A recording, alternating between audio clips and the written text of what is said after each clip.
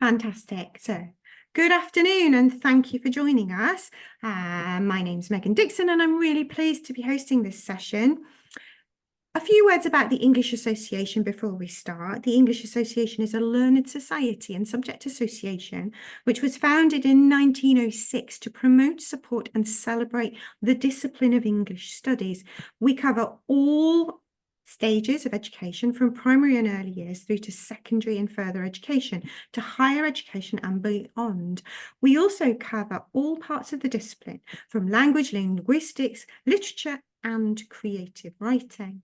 Events like this are only made possible by the fantastic contribution of our volunteer speakers, so myself, Megan Dixon, and Lucy, who will introduce herself in a minute in more detail. So thank you very much. It's wonderful that we can all come together to have to have this conversation. Our members make it possible to keep these events free and open to all by paying their membership fees. If you would like to contribute to the national conversation about English and help support our discipline, please consider joining us. It costs around £1 a week to support our events and campaigning work for a whole year, and you get access to a range of member benefits, including online access to all our journals. And from a personal perspective, I have to say that that's absolutely worth its weight in gold. So it's now my pleasure to hand over and to start our discussion. This is around the materials that have been developed for supporting all readers in the secondary school.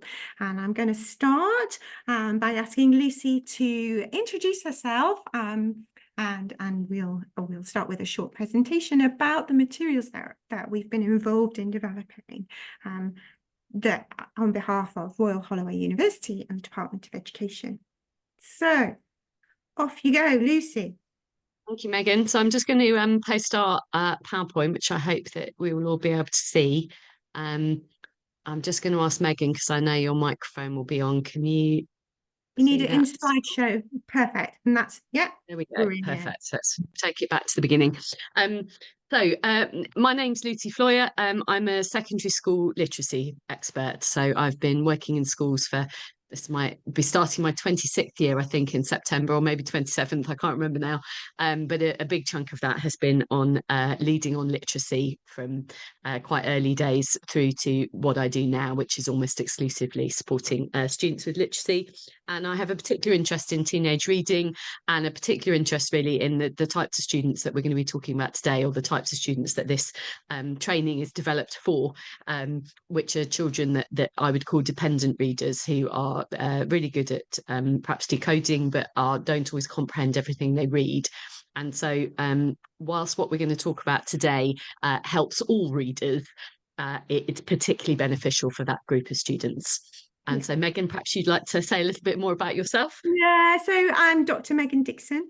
I am a specialist in how children learn to read and write, in particularly reading. My PhD was in children's reading comprehension development, but also in supporting teachers to apply research evidence into practice and develop their skills. So I spend a lot of my time as a school improvement consultant, a school development consultant, but also a lot of time engaged in research and development as well. So it's wonderful to be able to be part of this project along with our colleague Professor Jessie Ricketts, who's Professor of Language and Literacy and runs the Language and Literacy Acquisition Lab at the Royal Holloway University. And what we want to talk to you about and explain a little bit around the reasoning and thinking behind it is the materials that we developed, the professional learning opportunity that we developed together for the Department of Education, that's entitled Supporting All Readers in Secondary Schools. Sadly, Jessie can't be with us today. She's handed over the reins to us, but we hope that that this is an opportunity for you to join us, to explore the materials with us and very much to share your thoughts and ideas about them. I hope that what you will get a sense of from the way that we're speaking about them and presenting them, that this is constantly a work in progress, and we're interested in your thoughts, your reflections, and how you think we can address, refine, tweak, further develop the materials to really support the sector. in moving forward. So we're going to start off with a little bit of a presentation. We've got a few slides to share with you, and then we'll open the field to some, hopefully we can have, you've got lots of questions to pose to us and we can have a discussion around it. First of all, what I want to do is acknowledge that although myself, Jessie and Lucy were involved in the establishment, the writing of the materials, the bringing it all together, this is very much a team approach. And we've had had the benefit of accessing and the skills, knowledge and expertise of a wide project team that have helped us in co-constructing and narrating the materials, piloting the materials, and then some technical support as well. And so one of the things that we really want to emphasize to you is that, not least actually, this is a long scale process. This training has been in development for over 2 years, with constant refining and constant reiteration. And that's why we're keen to keep going. So thank you very much to all of these people who've been involved, and thank you for helping us further as well with that. So without any more kind of ado, what I want to do is launch into perhaps some of the conceptual ideas that sit behind this training in particular. I think it's quite important from the offset to emphasize that both myself and Jessie sit within a research discipline of psychology, developmental psychology, around how children acquire that. So we're not sociologists, we're not educationalists, although I've been a school leader and I've worked within that sphere. But the position that we're coming from is very much from the psychological research literature. So when we're thinking about what is reading, we're looking at it and drawing on models from psychology. In particular, what you can see here, the simple view of reading that was first established by Goff and Tumner in 1986. You'd be really familiar with this. The national curriculum is based on this idea that reading is, the acquisition of reading is dependent on the interaction between two separate processes. So word recognition processes, the ability to see words on the page and understand what they mean, and then language comprehension processes. And the simple view of reading suggests posits and has been established to show that actually we can't have one or the other. If we just have word reading, we don't get reading. If we just have language comprehension, we don't get reading. Actually, the reading of connected text is much more about the interaction of the word recognition skills and the language comprehension skills. And then to drill down a little bit further, what you can see on this slide is this what's called the Reading House model, which was has been adapted by the Education Endowment Foundation from a study from 2011 that came from the Lancaster Language Lab, run by Professor Kate Kane and one of her PhD students at the time, Tiffany Hogan, who posited this idea that actually we could have reading explained through a house. What you can see at the top is the reading comprehension. You can see the two different aspects, word reading and language comprehension, and then some of the sub-skills that are involved within that. And so this is the position and the perspective that we're developing from. Lucy. Thank you, Megan. So the next area really to address before we talk about the training itself is about why reading is so important. And I think those of us who are secondary school teachers, and perhaps we should have asked you to put that in the chat as well to be clear about who we're talking to, but there is a real gap in reading skills in secondary, that the data that we have that tells us how well children are doing all show that there are significant numbers of children who don't read well enough. So the stat on the screen there is that 20% of adolescents are below the level or below the acceptable levels in the PISA testing, and there are other ones similar, international testing such as PEARLS. But also, as Megan and I were just talking about earlier, the Key Stage 2 SATs this year, the results have just come out this week, and we're now on only 75% of students. Only that's still a very high number, but that means 25% of students are going up to secondary school without the kind of expected standard in reading skills. And if we look at the grades for GCSE English language and literature, when students reach 16, we know that, again, the national pass rate for that is around 64%. So that means that even more children, even ones who came to secondary school with reading at age expected standards, some of them are dipping, and we're not keeping them up with their peers by the time it gets to kind of GCSE level 5 years on.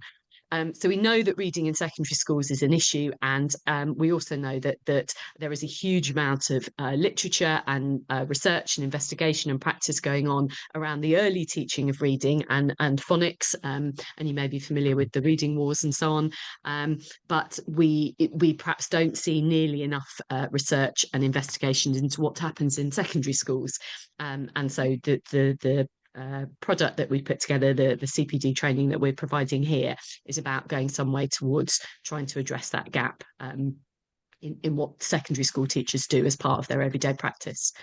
This is just a slide that covers some of the focus of Jessie's research at Lara over the last decade. I imagine she's been at Royal Holloway for a while, and she's focused really on those 5 big areas of reading. The ones that we're looking at today as part of this training really is about the importance of professional development, so the need for secondary school teachers to really understand how children read and what might be going wrong and where children are struggling in secondary school, and then have strategies that they can use confidently in the classroom. I've already said, but I'll say it again because it's really important, reading has traditionally been seen as a thing that students do in primary school, and even the students themselves and parents believe that this is the case. But what we know is that your reading development goes on throughout your education, and so it's not just a primary school issue, it's something that we in secondary schools need to be really conscious of. And the other thing is that secondary schools are generally really good at reading for pleasure, and that is a really important aspect of reading, because it's through reading for pleasure and it's through reading general text and fiction that we develop our vocabularies and we develop our knowledge of the world, and those are really key parts of learning to read. But again, this programme focuses on what actually happens in the classroom. So as well as having wonderful reading for pleasure programmes that go on in schools and lots of excitement about reading in the library, and people sharing what they're reading, and form time reading programmes and reading homework and all of those sorts of things, this is really about, in the classroom, if you're reading text for study with students, what is it that you can do to help them understand the comprehension of those texts prior to then going on to doing something more complex and disciplinary specific. So Megan, if I can turn back to you to talk about the programme design. Yeah. Absolutely. I want to emphasize what Lucy's just said, that this is not about a whole school process. This is a small dip into the ocean, which allows us to understand and support teachers to understand, regardless of their subject discipline areas, strategies that they can use every day in every way when they're approaching and tackling text, strategies that are actually well recognized within the research literature as being effective at helping students understand how to bring themselves to a text to make meaning from it. So lots of these things won't, I don't think, be any surprise to you, but it's that idea very much that if we can drip feed that all the time as we go through, we will have a big impact on children's ability to tackle text and make meaning from it and learn from it. So in terms of the CPD development, I can remember having conversations with Jessie around this quite a few years ago. I'm sure this is the same with you, Lucy, as well, because I'm very much involved in this kind of area of understanding, and particularly teacher professional learning. And the training aim from Jessie's perspective was very much to build capacity for all secondary teachers around reading and how to support reading in the classroom, almost as a first step to promoting reading within the secondary school. But also very much what she wanted to do was kind of distillate and put down into a package. Don't think distillate's a real word anyway. Put into a package the sorts of things that she would say on a regular basis when she's working with secondary schools. So to kind of take that patter, take those things that people find interesting and powerful, and put it into something that was accessible for all. So what you can see here is a timeline of how this training has been developed. We started off by developing the content backwards and forwards. Both myself and Jessie were involved in some input around the reading framework. So taking some of those ideas and really distilling it. But like I say, the reading framework has a particular emphasis on word recognition.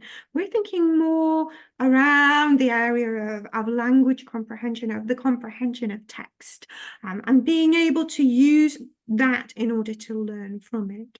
So we developed the content, and then with our teacher, the teachers that we were involved in and the school leaders, they reviewed it, sent us back 100 billion different comments, and from that we were able to finalize the content and implement it online. By this point, the Department of Education become very interested, and they were very keen that it was published through YouTube, therefore accessible to all. And from that came this idea that we would have some materials that were downloadable and kind of paper-based, but also some very short videos that teachers would be able to access. From some of the research that I've done around my PhD and some of the conversations that Jessie had been having, it became very clear that short videos, less than 5 minutes long, are really important in order for teachers to, or anyone who's involved, to listen, to think, to engage deeply, and then reflect further. So all of the materials were established, they were implemented, the videos were recorded and were implemented online, and we sent it out for piloting. After that piloting process, all the data came back in. We crunched a lot of qualitative comments, refined, revised it, and then the final materials were launched on the 28th of April 2025, so very recently. This, I might add, isn't the end of the story. There is now another study. Jessie has recruited a large number of schools to be within the first wave of using these materials, and we will be engaging further, collecting more data from them and some impact data as well, so we can carry on refining and rebuilding it. The pilot itself, we had some very particular questions which looked at whether it would be effective. You know, no one is interested in doing something that doesn't make a difference, and that's why your comments as well are really powerful and important for us. So we wanted to have an insight as to whether engaging with this kind of short 1 hour training program would change knowledge and confidence of teachers across the board within a secondary school. We wanted to make sure it was feasible. Could they actually do it?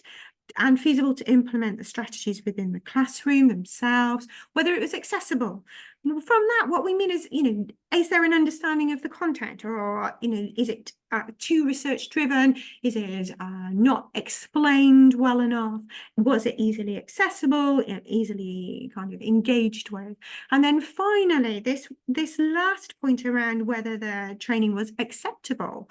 Now, some people find that word kind of a little bit unusual. I quite like it, because actually I think when we're working in a context, we need to make sure that we get buy-in from people, that they think it's a powerful and useful thing to be understanding and learning and thinking about, and whether they feel it's for them, whether it is acceptable, it addresses barriers that they can see, and gives them some really kind of solid ways of addressing the challenges in front of them. We had 10 schools who implemented it, 46 teachers and school leaders there, with a lot of range of teaching experience and across a wide range of subject areas that they taught on a daily basis. And what was also really important for us was the way that people engaged with the materials, whether they did it individually, just by kind of plugging themselves into the training program, or whether they did it within a group, and how that went forward. So, can we move forward? Yep. Sorry, I'm just... That's okay. There we go. Slides have got frozen. Here they are. Yeah, fantastic. So the pilot was incredibly helpful. It suggested to us that we were on the right line. and we could, this would be something that was effective. 73% of our target group indicated that there was a clear positive change to the knowledge and confidence. 95% of the target group agreed that the training was feasible, could be embedded in practice. And the average time to complete the training was 47 minutes, so well within our kind of hour boundary. The training was accessible. There were no reports of individuals not being able to understand it or to access it, and it was acceptable. People felt that it was helpful, and that it added value to the conversation that they were having. So taking on board that and all the really powerful and useful and helpful comments and reflections that we got from them, we revised it, changed the model, changed the training, and then it was launched. And Lucy's going to explain to you a little bit about what it looks like now. Thank you, Megan. I think it's really important just to add to that as well that people did access the training in a variety of ways. So the reason for having it in these bite-sized chunks was just to enable people to tailor it to themselves. So I'll talk about the kind of content briefly, but I think schools really did engage with it in a variety of different ways. So as Megan said, we had some people who did it just by themselves and went and did the whole lot in an hour.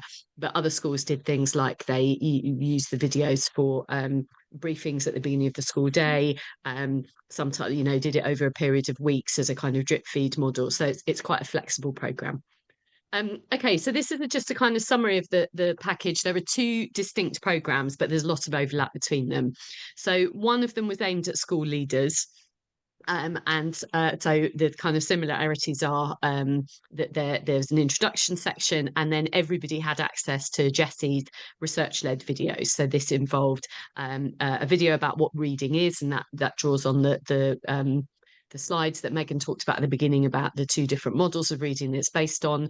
She talks a bit about her research, and then a bit about assessment of reading, which is the bit that's unique to school leaders. And obviously how we assess where pupils are is really important. There are then a shorter series of videos for leaders. They can watch all the videos that the teachers get, but they've also got one for some of the wider areas around reading, such as reading for pleasure and the assessment of reading and reading intervention programs, with then a kind of reflection period at the end. The package for teachers gets the same beginning. They get Jessie's research and they get the information about what we know about what happens to reading in secondary schools. But they then get the 7 core strategies that are the things that they can do in the classroom. And I think this was the bit that people found useful to either you could access the materials in different ways according to how you wanted the program to run and what time people had available.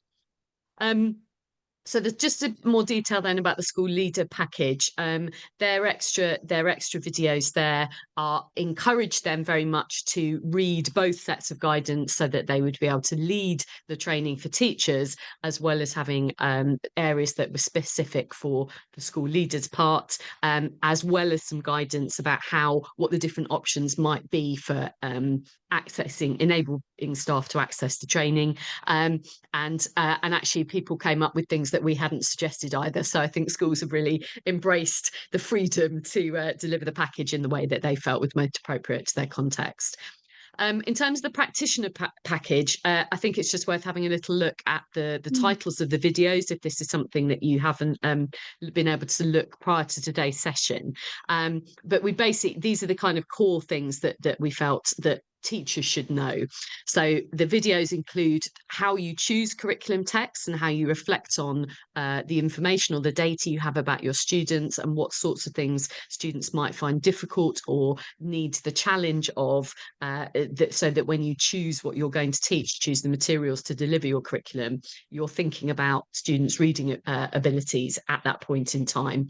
The next video for teachers was about the features of the text and thinking about what texts look like in different subject areas. So if you're a scientist, what kind of text might you read in science? If you're a geographer or you're an English teacher, what are the types of texts you get, and what are the common features? Because one of the things we know about children who struggle with reading is that they approach reading in the same way regardless of the text that they're addressing.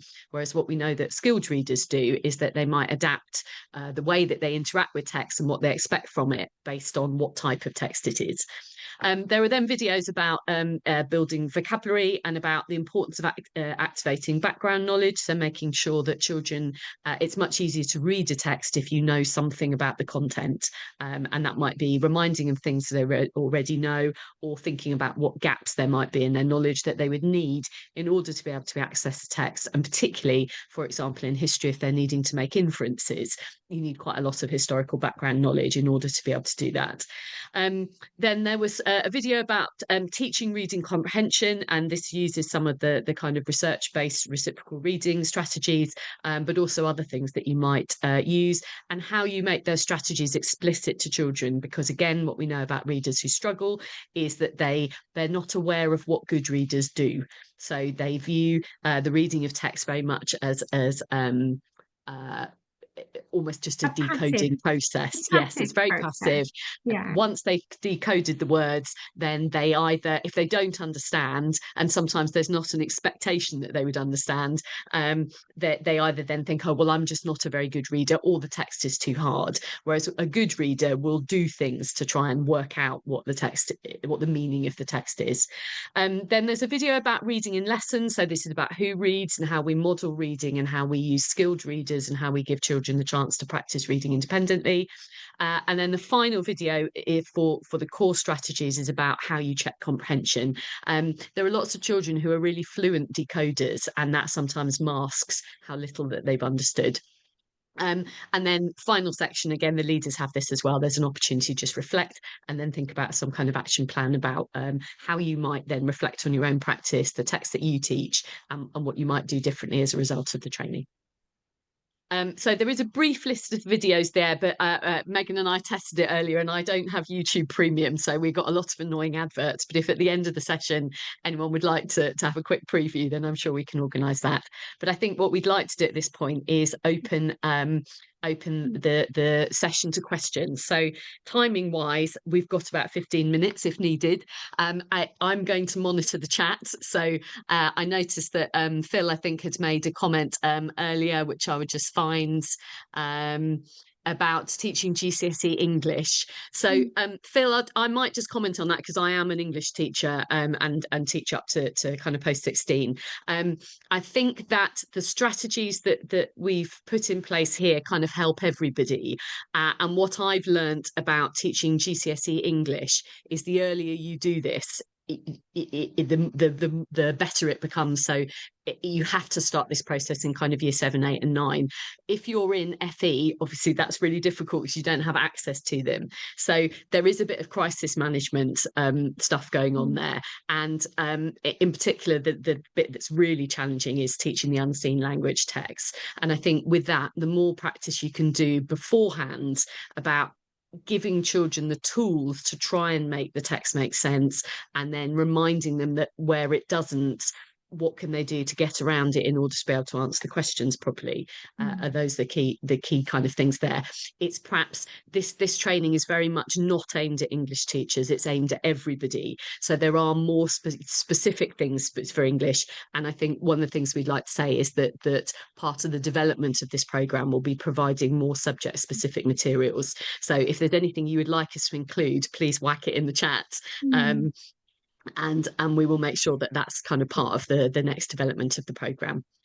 So if anyone does have chat, I don't think I can, I might be able to turn microphones on, but if you can type any questions in, and Jessie and Megan and I have also got some kinds of generally asked questions that we'll be able to share if people haven't got anything specific.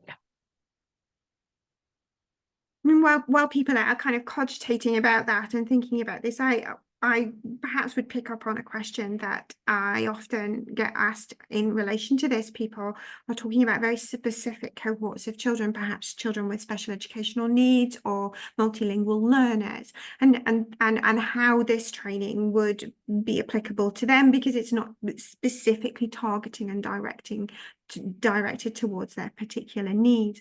And my response to that is that these are strategies, and we've been very careful to select strategies that are really, really supported by the consensus of research. They're strategies that will support everyone, regardless of their attainment level, regardless of any particular special educational need that they have. And children with special educational needs and multilingual learners, again, perhaps will benefit from additional, further, more targeted strategies. But if we can get this in a generalized, what I would call a kind of generalized universal intervention way into every class in a little bit, in every way and in every day, then we will do a lot to be able to support our readers to continue to grow and develop their skills. So one of the things that I think is really important to highlight is that point that Lucy picked up on, is that actually what we know from a kind of longitudinal research is that children can develop difficulties in reading needs at any point in their development. This isn't something that we spot when they're preschool or in year 1 and then we fix. This is something that continually, as they go through, as the way they use reading and the way that they develop reading and their ability to learn from reading changes, we can see reading needs appearing at any point in a student's educational career. So that's one of those kind of questions. Yeah, we've got some questions now. Brilliant. I was going to say, they're coming, Megan. We'll have to whiz through them you. because we've got 12 minutes. Thank you for that. So Leah's question, I'll just summarize the question here, but Leah asked really whether we're exploring, I think, different disciplinary approaches in this training. So I think what I would say, Leah, is that you're absolutely right, and that subject approach is really important. And I think that is the module where we talk about the different types of text. What the training here aims to do is, before they get to that point that they're reading like a historian or reading like a geographer, this is what they need in order to comprehend first. So a child who doesn't understand the text cannot make historical inferences or cannot pick out geographical information because they don't know what's important or what's not, and they don't understand it. So where we explore how strategy is matched to the disciplinary reading need would be in the choice of curriculum text and in the genre features, the text types that are associated with different disciplines. But I would say that what is in this training is what precedes that. So comprehension precedes skill, effectively. They can't become a subject-specific skilled reader if they don't understand anything yet. So that I would say, yeah, we also pick up on that in the leadership materials, don't we, in terms of different models of implementation. And there is a section there which talks about perhaps different heads of department might suggest that they pick up on the different reading strategies that have been introduced and select the ones that they feel are most beneficial in terms of the discipline that they're teaching within, and use that in a kind of co-constructed way to support their staff to have those conversations. But that kind of disciplinary knowledge, yeah, we're touching on it, but this isn't training that explicitly talks about it. When you teach geography, you might use the same skills. You might draw upon reading a graph or looking at it from a different context. This is a kind of more generalized start of the 10 package, I guess. Yeah. Definitely. Thank you. So next question is Alexandria. So from Key Stage 3, in particular with students with very low reading ages, what specific strategies can we put in place for a whole school perspective? So I would say that these are them. This is exactly what I would use for weaker readers. So again, because they're the kids who need this most, it helps everybody. Even if you've got a reading age of 16, there'll still be vocabulary you don't know. There will still be text types you haven't met yet in your transition from primary to secondary. So this is it. This is whole school reading. This is what should be in your standard operating procedures. The schools I work with all have this is where we do it at this school. This is what teaching and learning looks like here. when you teach reading, when you deal with the text in class, this is what everybody should be doing, in the same way that you might have standard oracy activities and standard writing activities that everybody does. So I would think where the schools have used it successfully, they've rolled this out to everybody. Obviously, the reading demands might be lower in some subjects than others, but even, for example, in maths, they have to be able to read the exam paper. So mathematicians need to know what things in the exam paper might trip children up in terms of prior knowledge, and what you do when you don't know, and how we can kind of prepare children by perhaps teaching command words, and what to do when you reach those processes, etc. So I hope, Alexandra, that's kind of answered your question. Dara says, how do we implement and access the programme, and is there a cost associated? Firstly, it's free. Anybody can, you can just have it. Free. Yeah, Yeah, it's funded by the just DFE, all there. no You cost, just other than download your it. time. Yeah. Implementation, there are some suggestions in the leader's guide about how you might do it, but I think, as I said earlier, schools have been pretty free, haven't they, Megan? The pilot revealed that people did it in a way that they suited them. So some people got everyone together for an hour after school. Some people said, go away and do this in your directed time, but at your leisure. Some people said, we're going to do the 7 videos across briefings over the course of a term. So I think you can choose We which one don't. you like. I think one of the things that we might be looking for in the next phase of the pilot and the development is to begin to unpick whether there is a sense of one way is more effective in terms of implementation or than another. But at the moment we have no real sense, and it was very much about providing materials that schools and leaders felt that they could use and adapt to the context, to their own context. There's another question here. I can see it from Katie saying, when do you expect the next phase of CPD training development? And I'm going to hand over to Lucy, because you have some insight into that, Lucy, don't you? Yeah, so Kate, after the initial programme, which was pilot, which was run for quite a short period of time with a small group of schools, I think we've had 90 schools sign up to do the bigger pilot. So that pilot work is going on. I think the schools have got to feed back to us by the end of October. Jessie ran a training session last week for all the pilot schools who are taking part. And so I think there will be a new iteration at some point after that time. But I think the answer is we don't quite know yet. What we need to do is secure the next round of funding to produce, and I think find a team of kind of subjects specific examples that might then illustrate the points better. There was just one thing I was going to come back to, and I've now forgotten what it was. So we'll go on to the next question and I'll try and remember what it was.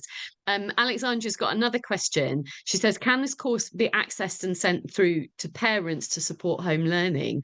So I think that it wasn't intended for parents, but there's absolutely no reason why not. It's all free, it's online.